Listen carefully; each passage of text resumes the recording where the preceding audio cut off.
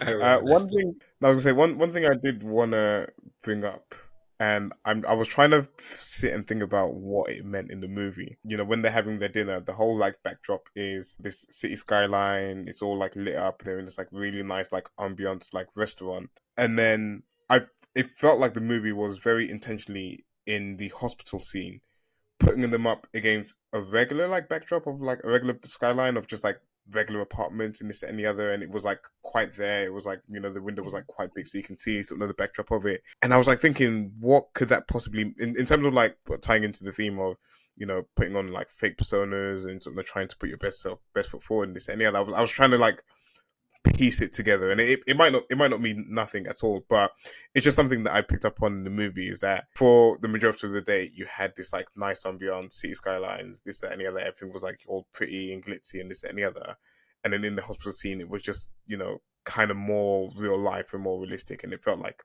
that was like maybe that was also the first time that she was actually properly being normal to him as well, and it felt like it was like the real world. It was like, you know, her real self, and him being his real self, and everything around them was not as fake and not as put on as it was in the hospital scene. And I don't know, maybe I'm like kind of like reading too much into it, but I don't know. Did you guys, you know, see that, pick up on that, or does it, you know, do you think it means anything? I didn't pick up on that, but let's read too much into it together. So I could Yeah. I could even add more to this. In the beginning of the movie, she's working from home, and she's just finished this therapy call, right? And there's just some guy trying, like, knocking on her window, and she's startled by it, right? Because there's some guy at her window looking in, and it's the guy from the electric company trying to read a meter, right?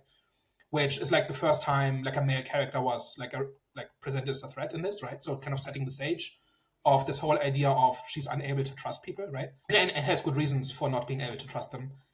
So in that one, she's at ground level, and there's kind of a danger there, right? Or at least danger can come in.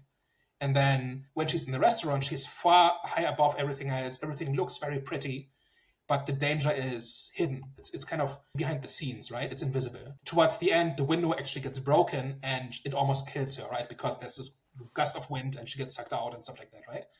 And then at the end, she's probably like on the third floor. And I don't quite remember what the scenery was, but I think it's like just a normal skyline, right? Hmm. Just like Pretty apartments much. and stuff. Yeah. Yeah, Yeah, just yeah. So apartments. it's like normal, Yeah. right? Mm-hmm. So if I had to, like, put a gun to my head, make me sit, my high school exams again, having to interpret this, I would say something like the view is how you see the rest of the world, and throughout the movie, her view changes depending on what kind of situation she's in. In the first one, it all seems very safe and domestic, but there's danger around the corner, right? It could come out at any moment.